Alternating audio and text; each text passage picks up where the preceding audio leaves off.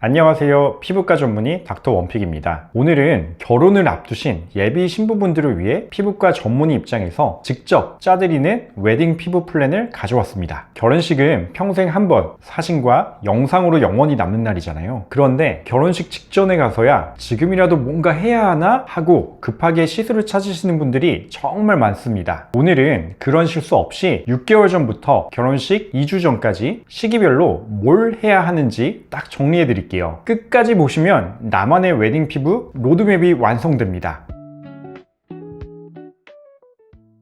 자, 결혼식이 6개월 남았습니다. 이때가 사실 가장 중요한 시기입니다. 왜냐하면 지금부터가 효과가 큰 시술들, 다시 말해 피부에 자극을 주는 강한 치료들을 안전하게 할 수 있는 마지막 타이밍이거든요. 먼저 피부결 이야기를 해볼게요. 모공이 넓거나 파인 흉터, 그리고 비립종, 편평사마귀, 피지샘 증식증 같이 튀어나온 병변들이 있으신 분들, 이런 건 피코프락셀, CO2, 포텐자 같은 강한 레이저나 고주파 시술을 해야 합니다. 그런데 이런 시술들은 피부에 붉은 자국이 생길 수 있고 한두 번으로 끝나는 게 아니라 적어도 2번에서 3번 이상 받아야 효과가 나오기 때문에 반드시 지금부터 시작하셔야 합니다. 피부톤 문제도 마찬가지예요. 피부톤이 기본적으로 맑아야 웨딩 메이크업도 잘 받습니다. 흑자, 주근깨, 잡티 같은 갈색 색소들, 그리고 얼굴 홍조 치료도 색소 침착 위험이 있고 여러 번 치료가 필요하기 때문에 6개월 전부터 미리미리 치료를 시작해두는 걸 권해드립니다. 웨딩 때 얼굴이 작아 보여야 하는 건 필수고 목선도 예뻐야겠죠. 이때 가장 도움되는 게 바로 보톡스인데요. 사각턱, 승모근, 침샘 보톡스는 맞은 후에 근육 그리고 침샘 볼륨이 줄어드는데 시간이 걸립니다. 따라서 6개월 전부터 시작해서 2회 정도 시술을 받아서 볼륨을 줄여놓으면 결혼식 당일에 훨씬 갸름하고 세련된 얼굴선을 가져갈 수 있습니다. 마지막으로 얼굴의 꺼진 볼륨 이야기인데요. 결혼식장 조명이 위에서 내려오잖아요. 그럼 볼륨이 없는 부위, 예를 들어 눈밑 꺼짐, 옆볼 꺼짐, 팔자 꺼짐, 악광대 꺼짐 같이 그늘이 생겨서 피곤해 보이거나 나이 들어 보일 수가 있습니다. 이걸 자연스럽게 교정하고 싶다면 주베룩 볼륨, 스컬트라, 레디어스 같은 콜라겐 부스터 계열 시술을 6개월 전부터 시작하시면 가장 좋습니다.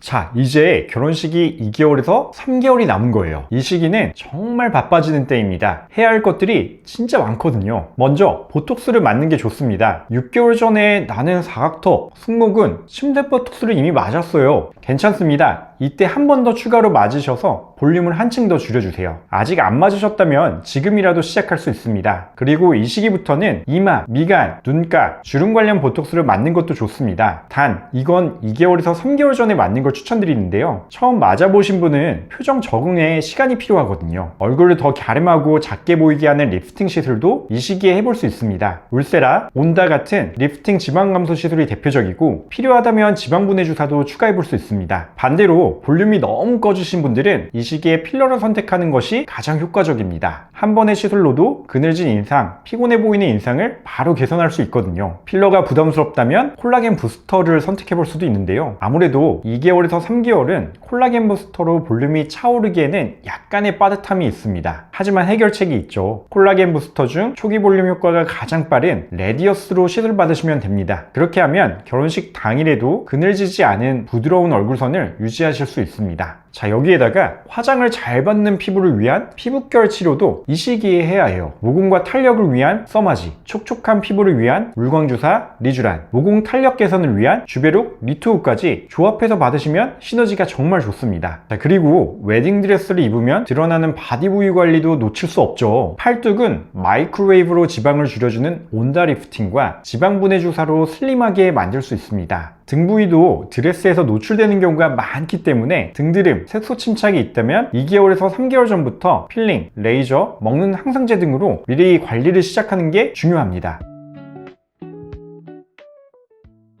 자, 이제 결혼식이 한 달 남았습니다. 이 시기부터는 과감한 시술보다는 마무리 정리 개념으로 접근해야 합니다. 리프팅 쪽에서는 온다 리프팅이 붓기가 적고 즉각적인 효과가 있기 때문에 결혼식 한 달 전뿐만 아니라 2주 전까지도 충분히 시도해 볼 수 있습니다. 피부결과 탄력 개선을 위한 물광주사, 리쥬란, 주베룩 같은 주사 시술은 한 달 전까지는 먹묵정 없이 받으실 수 있습니다. 팔뚝 슬리밍을 위한 온다, 지방분해 주사도 한 달 전까지는 추가로 진행이 가능합니다. 이 시기에 꼭 피해야 하는 시술도 있습니다. 주름 보톡스를 처음 맞는 경우 결혼식 당일 표정이 굉장히 어색하게 굳어 보일 수 있기 때문에 추천하지 않아요. 그리고 프락셀, CO2 같은 강한 레이저 시술도 불금증이 결혼식 당일까지 남아있을 수 있기 때문에 이 시기에는 절대 하지 않는 걸 권해드립니다. 자, 이제 결혼식 2주 전입니다. 얼마 안 남았어요. 이제 새로운 시술은 하지 않는 게 원칙이에요. 이 시기엔 피부에 무리가 가지 않는 관리 위주로 받는 걸 추천드립니다. 초음파 진동으로 피부를 재생하고 리프팅 효과를 주는 LDN 관리, 그리고 피부 보수에 도움이 되는 약한 필리 관리 정도가 적합합니다. 혹시 여드름이나 염증이 갑자기 올라왔다면 당황하지 마세요. 염증 주사와 먹는 항생제로 빠르게 가라앉힐 수 있습니다. 피부과에 바로 내원해주세요.